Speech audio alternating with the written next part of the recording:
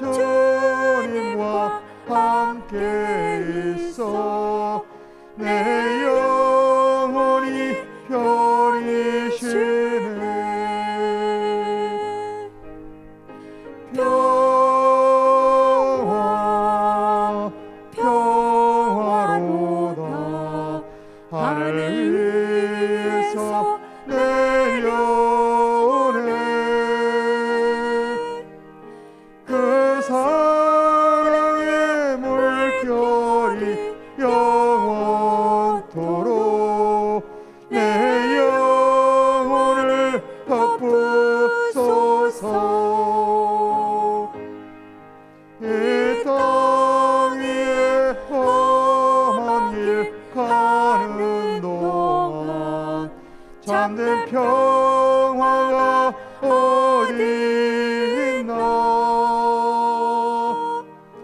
우리 모두 다 예수를 친구 삼아 참 평화를 누리겠네.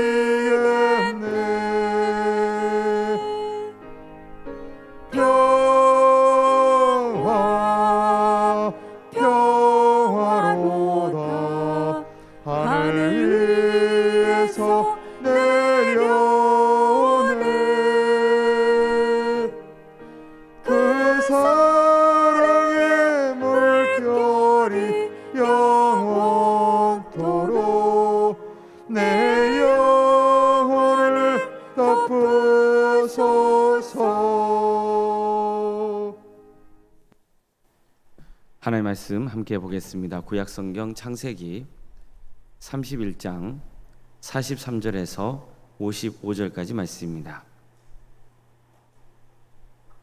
창세기 31장 43절에서 55절까지 말씀입니다.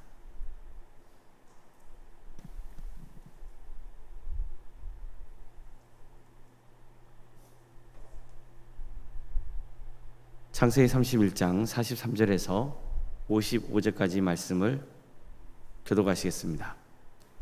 라반이 야곱에게 대답하여 이르되 딸들은 내 딸이요 자식들은 내 자식이요 양떼는 내 양떼요 내가 보는 것은 다 내 것이라. 내가 오늘 내 딸들과 그들이 낳은 자식들에게 무엇을 하겠느냐?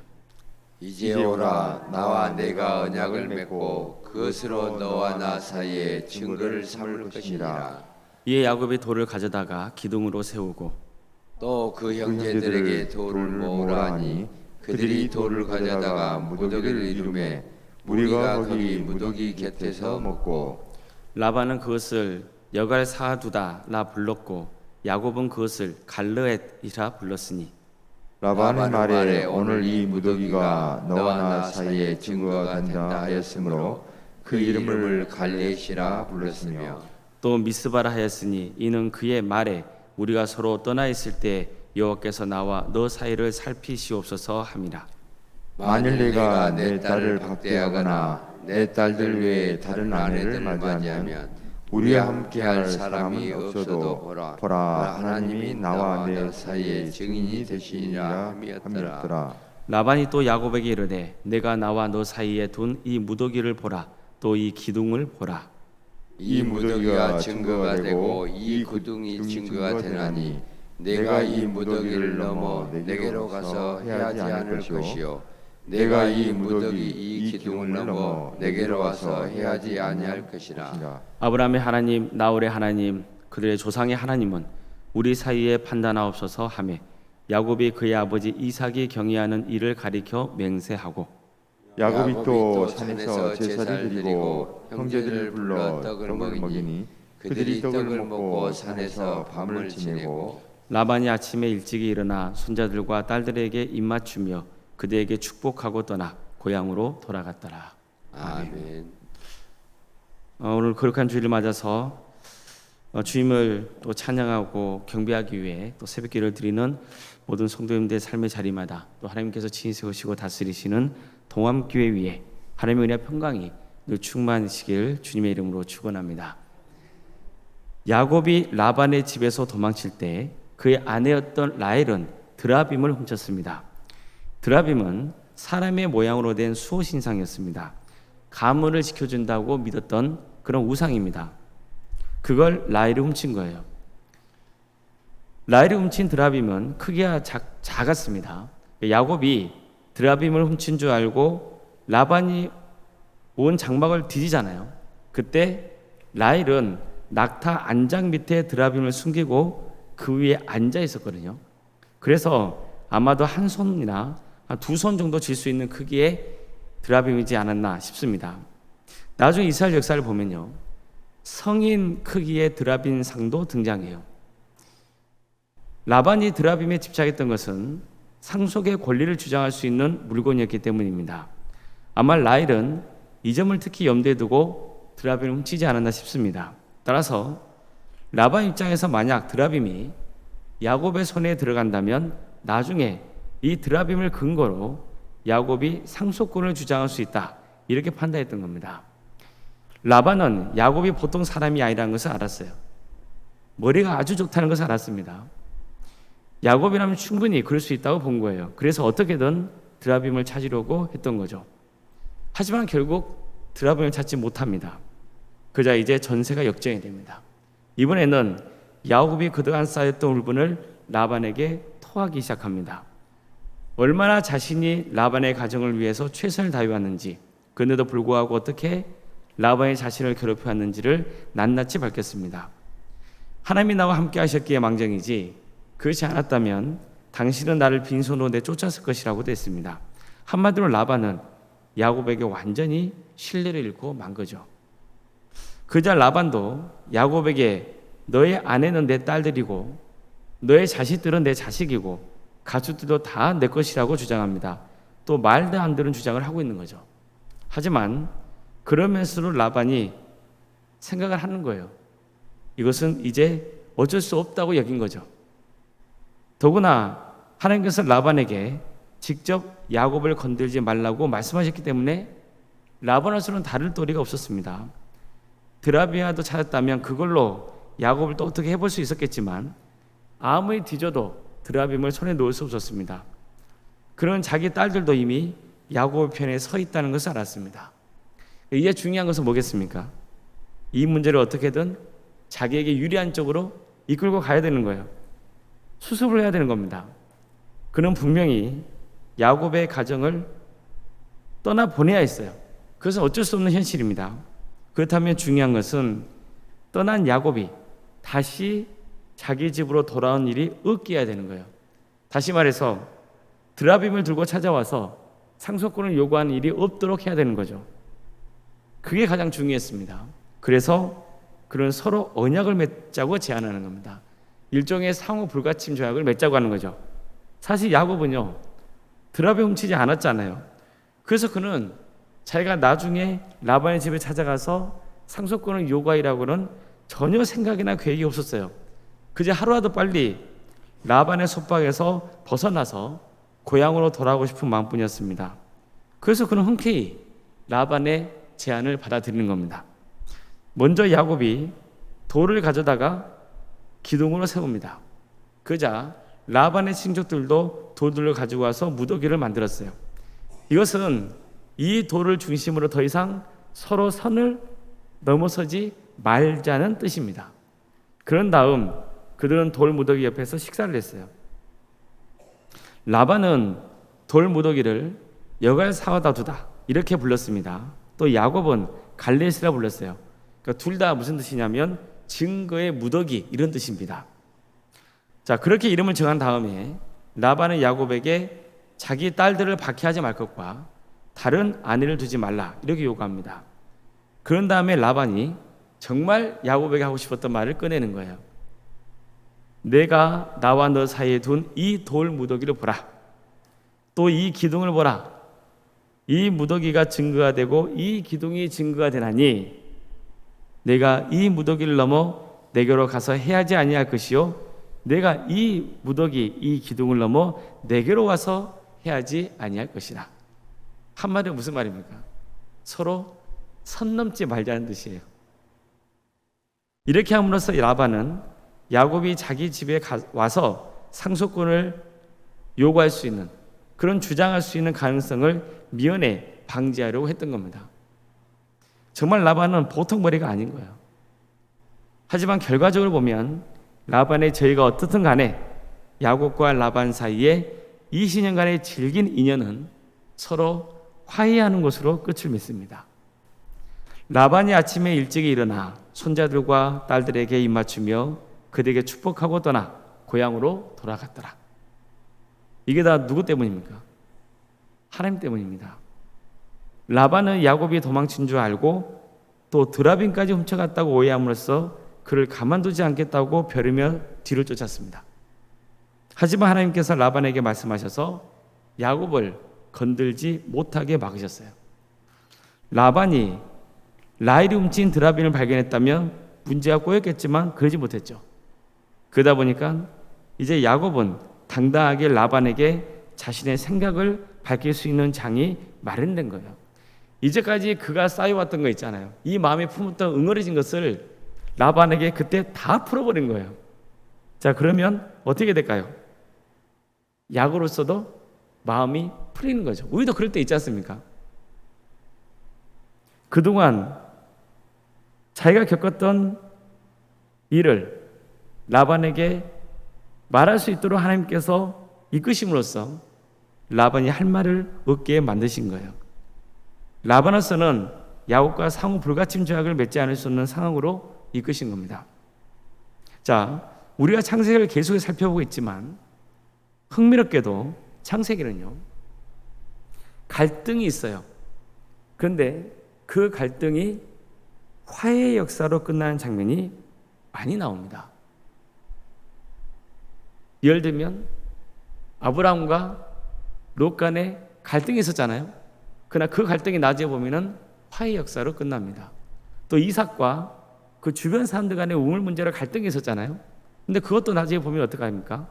서로 그 갈등이 화해하는 것으로 끝을 맺고 있습니다. 나중에 보면 알겠지만 창세기의 마지막도 결국에는 화해 역사로 끝을 맺습니다. 그만큼 화해는 중요한 것이고 하나님의 주된 관심사라는 것을 알 수 있었습니다. 이것은 우리에게 무엇을 보여주는 것이냐면 하나님의 구원 역사는 곧 화해의 역사라는 겁니다. 하나님의 구원의 역사는 화해의 역사예요. 넓게 보면 이렇잖아요. 하나님과 우리 사이에 막혔던 그 죄로 인해 막혔던 관계가 있잖아요. 근데 그것을 예수 그리스도의 은혜로 화해하게 되는 거죠. 화해의 역사가 곧 우리를 무엇으로 이끄는 거냐면 구원으로 이끄는 겁니다. 따라서요, 우리는 이것을 기억해야 되는 거예요. 하나님의 구원 역사는 결국 화해의 역사라는 겁니다. 죄로 인해 막힌 하나님과 인간이 서로 화해하고 또 사람과 사람 사이에 화해하는 역사예요. 오늘 본문을 보면 하나님의 은혜 속에 야곱의 가족과 라반의 가족이 서로 평화협정을 맺고 화해를 하죠. 언약의 징표로 돌 무더기를 쌓고 그 옆에서 서로 음식을 또 나눠 먹는 거예요. 이렇게 서로 화해하고 평화의 관계를 맺도록 되는 겁니다. 자, 성도 여러분, 우리도 화해를 지향할 수 있길 바랍니다. 서로 반목하고 대립하고 갈등하고 싸우는 것은요, 절대로 하나님의 뜻이 아닙니다. 물론 하나님의 섭리 안에서 하나님이 전쟁을 주관하실 때도 있습니다. 그러나 큰 틀에서 보면 하나님의 구원 역사는 화해의 역사입니다. 사실 현실 세계에서는요, 모두가 만족할 만한 화해를 이루는 게 쉽지 않아요. 자기가 겪은 소원함이 있더라도 그 소원함만 토로하면 어떻게 화해가 되겠습니까? 계속해서 내 주장만 내세우고 내 것이라 고집하면 화해가 될까요? 우리나라 정치를 보십시오. 서로 상대방 탓만 하고 있죠. 서로 잘못만 지적하죠. 내 주장만 옳다고 그렇게 이야기를 하니까 갈등의 골은 더 깊어져만 가고, 이제는 정책을 놓고 치열하게 논쟁하기보다는 그냥 내 편이 아니면 무조건 적이죠. 내 편이 아니면 상대방의 말은 무조건 나쁜 거잖아요. 이렇게 서로 의령대면서 싸우고만 있는 거예요. 이러면 이 나라가 어떻게 되겠습니까? 교회도 마찬가지입니다. 내 주장만 고집하고 서로의 탓만 돌리고 내 기득권만 주장하면서 싸우면 교회가 어떻게 되겠습니까? 화평할 수가 없죠. 그러면 이런 화평하지 않는 교회가 어떻게 세상을 구원하는 일에 쓰임받을 수 있겠습니까? 우리 가정도 마찬가지죠. 뭐 가족이라고 문제 없겠습니까? 서로 갈등이 없겠어요? 그러면 어떻게 해야 됩니까? 서로 싸워야 됩니까? 치고받고 싸워야 돼요? 서로 마음을 닫아야 됩니까? 그러면 안 되잖아요. 어떻게든 화해하고 화평할 수 있도록 노력을 해야죠. 그래야 그 가정에 소망이 있지. 맨날 싸우고 반복하고 갈등하고 그러면 그 가정에 무슨 소망이 있겠습니까? 그래서 하나님께서 세상 만물을 창조하시고 우리를 구원에 이끄시는 모든 과정은요, 결국 화해를 지향하는 거예요. 그 화해 속에 뭐가 있냐면 사랑이 있고 믿음이 있고 소망이 있는 거예요. 결국 무엇을 이끕니까? 구원으로 우리를 인도하는 겁니다. 우리는 하나같이 다 부족한 사람들입니다.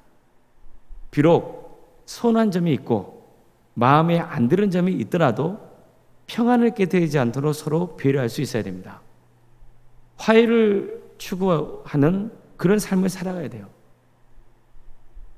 하나님의 구원 역사가 결국 화해를 추구하기 때문입니다. 우리 가정과 섬기는 교회와 또 직장과 또 사업장에도 하나님의 화해 역사가 가득하길 바랍니다. 야곱과 라반은 돌 무더기를 쌓고 그 옆에서 화해하며 식사와 교제를 나눴어요. 우리에게는 그 돌 무더기가 뭐겠습니까? 십자가예요. 예수 그리스도의 십자가의 은혜예요. 우리는 돌 무더기와는 비교가 안 되는 십자가가 있어요. 그 십자가 앞에서 우리는 어떻게 하는 거예요? 하나님과 우리 사이에 화평을 이루고 또 사람과 사람 사이에 화평을 이루는 거예요. 하나님과 우리 사이에 화평을 이루고 성도가 성도 사이에 화평을 이루면서 우리 공동체가 사랑의 공동체를 이루어가고, 그리고 우리 교회가 또 세상 주위와 주변 사람들과 어떻게 하는 겁니까? 또 화평을 이루고, 그럼으로써 하나님 나라가 확장되는 역사가 있게 되는 겁니다. 십자가 그늘 아래 우리 모두가 서로를 품어주고 용납하며 화목하고, 그래서 사랑을 나눌 수 있는 공동체가 될 수 있기를 바랍니다. 그래서 주님의 축복 속에 거하는 복된 성도님들의 삶이 되고, 그래서 평안하고 사랑이 넘치는 우리 동암교회, 우리 성도님들의 가정이 될 수 있기를 주님의 이름으로 축원합니다. 기도하시겠습니다. 사랑의 하나님, 오늘 우리에게 거룩한 주일을 허락하여 주시고 하나님이 예배할 수 있도록 인도해 주시니 감사드립니다. 사랑의 하나님,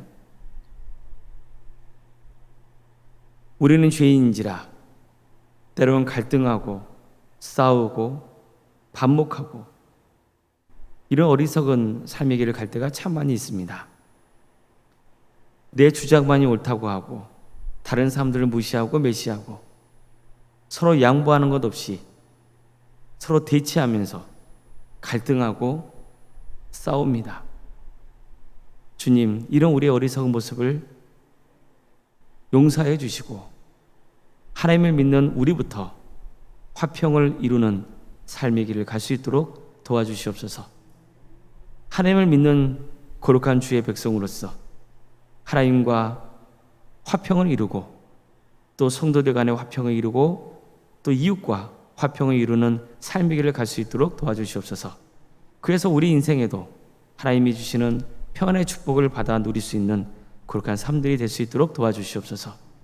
우리 도함교회를 세워주시고 지금까지 화평을 이루는 공동체로 세워주심에 감사드립니다. 주님 도와주시고 함께해 주셔서 계속해서 우리 교회가 화평한 공동체가 될 수 있도록 인도하여 주시고 그 화평을 토대로 하나님의 나라를 위해서 헌신할 수 있는 거룩한 도함교회가 될 수 있도록 인도하여 주시옵소서. 주님, 우리 모두가 서로 사랑으로 하나 되기를 소망합니다. 십자가 그늘 아래서 우리가 서로 화평을 누리며 함께 구원의 길을 갈 수 있는 역사가 있게 하여 주시옵소서. 주님 도와주시고 함께 하여 주시옵소서. 우리 가정에도 화평의 은혜를 허락하여 주시옵소서. 서로 갈등이 있고 어려움이 있다 할지라도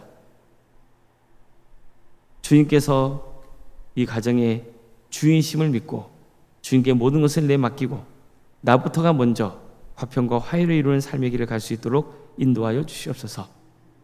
그래서 하나님께서 귀히 쓰시는 복된 가정이 될 수 있도록 인도하여 주시옵소서. 어려움에 처해 있는 우리 성도님들이 있습니다. 백혈병으로, 또 위암과 유방암으로, 폐렴과 당뇨로, 심부정증으로, 갑상선으로, 소화장애와 허리골절로, 소아마비 장애로, 뇌질환으로, 공황장애로, 신경쇠약과 난청으로, 중독으로, 불면증으로, 협심증과 만성간염으로, 또 포도막염으로, 허리협착증으로, 방광염과 신장의 이상으로, 또 콩팥과 십이장 등 여러 장기 이상으로 치료받고 있는 우리 성도들이 있습니다. 또 수술 이후에 회복을 바라는 성도들의 가정이 있습니다. 주님께서 도와주시고 함께하여 주시옵소서. 소망을 품게 하여 주시옵소서. 하나님의 은혜로 기적의 역사가 함께하는 우리 교회가 될 수 있도록 인도하여 주시옵소서. 병원과 집에서 요양 중에 있는 성도들이 있습니다. 교회에 나와서 예배드리고 싶지만 여러 형편 가운데 어려워서 그러지 못하는 성도들이 있사오니 그 성도들의 마음을 위로하여 주시고 그들이 거하는 자리가 예배의 자리가 될 수 있도록 주님께서 함께하여 주시옵소서. 학업으로, 직장으로, 군복무로, 또 여러 일들로 객지에 나가서 생활하고 있는 성도들이 있사오니 주님 그들을 공격해 주시고 그들의 삶을 지켜주시며 그들이 거하는 자리가 복되게 하여 주시옵소서. 특별히 예배자의 삶을 살아갈 수 있도록 인도하여 주시옵소서.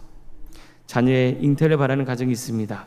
그 가정을 복되게 해주셔서 하나님 은혜 속에 자녀를 잉태하는 역사가 있도록 도와주시고, 또 곧 출산을 앞둔 가정도 있사오니 주님께서 늘 함께해 주셔서 안전하게 출산할 수 있도록 인도하여 주시옵소서.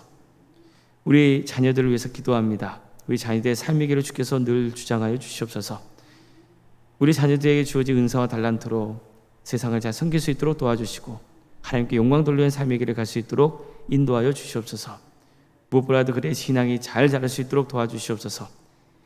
신앙의 자리에서 멀어져 있는 자녀들이 있습니까? 주님, 그들을 공격해 주셔서 그들에게 다시 한번 믿음의 일 허락하여 주시고, 함께 예배자에 나와 주님을 찬양하고 경배할 수 있도록 인도하여 주시옵소서.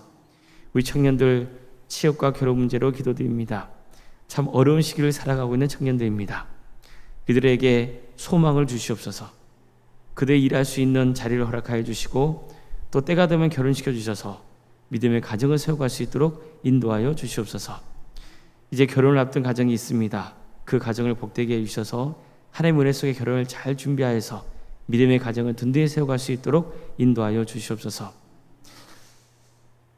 교회학교로 해서 기도합니다. 유치부와 아동부, 또 중고등부와 청년부가 있사오니 주님께서 이 모든 사역의 자리를 함께하여 주셔서 주님 믿음이 잘 심을 수 있도록 도와주시고, 귀한 인물을 맺어서 우리 도함교회를 섬기며 또 세상을 섬길 수 있는 복된 지체들로 세워져 갈 수 있도록 인도하여 주시옵소서.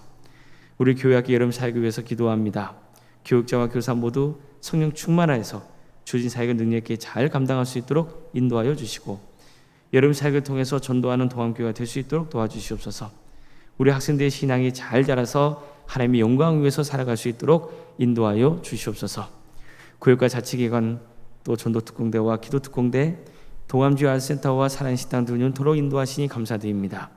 주님, 이 모든 사역을 통하여서 하나님의 영광이 드러날 수 있도록 인도하여 주시옵소서. 오르문상가 사모님, 성령 충만케 하여 주시옵소서. 평화의 축복을 부어주시고 믿음의 가정을 세워갈 수 있도록 도와주시옵소서. 오늘 특별히 우리 교회에서 말씀을 증거합니다. 주님, 말씀을 증거하시는 동암교회 성령 충만케, 우리 원로 목사님께 성령 충만의 역사를 하여 주시고, 주어진 말씀을 우리 성도들이 잘 받아서 정말 기쁘게 신앙생활할 수 있도록 인도하여 주시옵소서. 우리 교회 직분자를 허락하신 것 감사드립니다. 장로님, 간수 이사님과 권상한 집사님, 교육자 모두에게 성령 충만케 하여 주시고, 주어진 사역을 능력 있게 잘 감당하여서 하나님께 큰 축복을 받는 역사가 있게 하여 주시옵소서. 오늘 우리 성도들 한 자리에 모여서 주님을 예배합니다. 모든 성도들 모여서 하나님을 예배하게 되는 역사가 있도록 인도하여 주시옵소서. 강주 지역의 영적 대각성 운동이 일할 수 있도록 도와주시고, 많은 영혼이 회개하고 주님께 돌아오게 하여 주시옵소서.